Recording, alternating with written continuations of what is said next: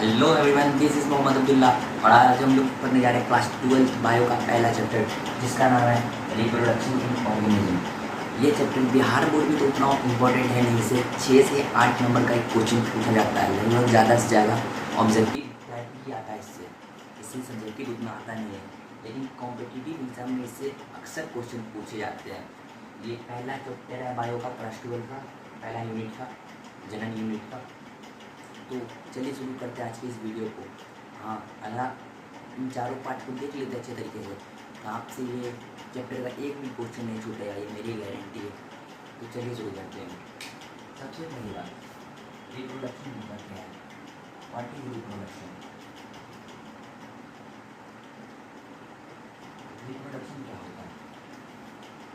Reproduction जो ऐसी प्रक्रिया है, वह प्रक्रिया है जिसे हम अपने जैसे दिखने वाले अपने जाति के चीज़ को बनाते हैं, अपने जाति के जीव को बनाते हैं। Reproduction capability of producing new offspring similar to themself. ये रिप्रोडक्शन दो शब्द रिप्रोडक्शन इन दोनों से मिलकर बना है रिप्रोडक्शन। अगर इसका आपसे एग्ज़ाम में इसका अगर पूरा का पूरा पूछ लिया, इसको संक्षेप में वर्णन करें तो आप इसे किस तरीके से करिएगा, किस तरीके से आप इसे डिफ़ाइन करिएगा। सबसे पहले तो हमें इसका डिफिनेशन याद होनी चाहिए। तो इसका सबसे अच्छा सबसे बेस्ट डिफिनेशन यही हो सकता है कि the capability of producing new offspring similar to him. The capability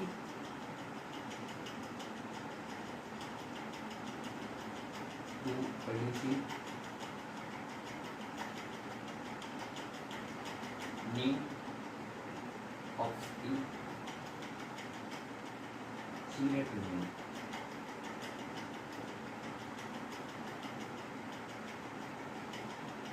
यह एक क्षमता है, यह एक ताकत है, खुद के जाति के लोगों को बनाना, खुद के जाति के जीव को बनाना।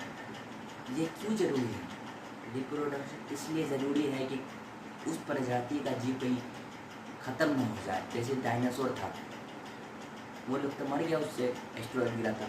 कुछ जानवर ऐसे हैं, बाघ, चीता, ये लोग धीरे धीरे विलुप्त हो रहा है। अगर इन्हें विलुप्त होने से बचाना है तो सबसे बढ़िया प्रक्रिया रिप्रोड्यूस करना।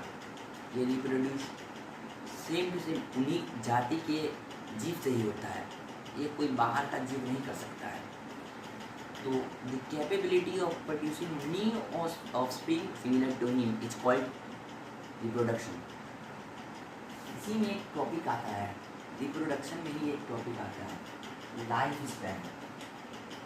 अक्सर पूछा जाता है बिहार में, अक्सर व्हाट इज लाइफ स्पैन?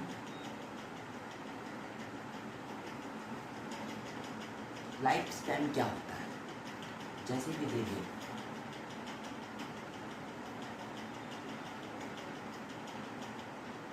ये ललुआ है, ये क्या है? ये ललुआ है। ललुआ आज पैदा हुआ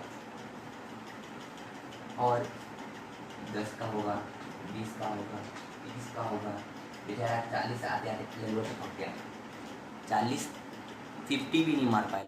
और ये इसकी दोस्त पिंकिया है। ये कौन है? ये पिंकी है, ये पिंकी है।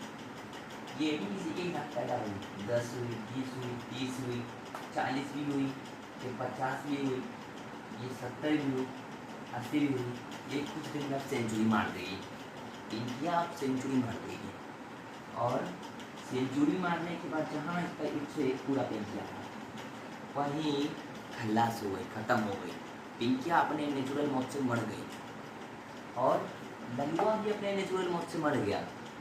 यानी कि आप किसी भी उम्र में मरे, आप ललुआ हो चाहे पिंकिया हो चाहे कोई हो, अगर आप नेचुरल मौत से मर रहे हैं, आप पैदा हो रहे हैं, फिर उसके बाद चलते चलते चलते एक पीरियड आएगा ऐसा, आप बूढ़े होंगे, आप नेचुरल मौत से मर जाइएगा। इसी को लाइफ स्टाइल कहते हैं। अगर इसे इंग्लिश में अगर लिखे तो the period of from the birth of an organism up to its natural death is called lifespan. तो अगर समझ सकते हैं आप लोग कि ये क्या होता है, आप लोग के दिमाग में लाइफ स्टाइल घुस गया होगा मेरे ख्याल से। तो इसी के बाद इसी में रिप्रोडक्शन में एक टॉपिक आता है। रिप्रोडक्शन आता है कितने टाइप के हैं? रिप्रोडक्शन 2 टाइप के होते हैं, तो सबको मालूम हुआ। कै गो उंगली होता है? 2। कै गो टाइप का रिप्रोडक्शन? 2 टाइप का। Reproduction is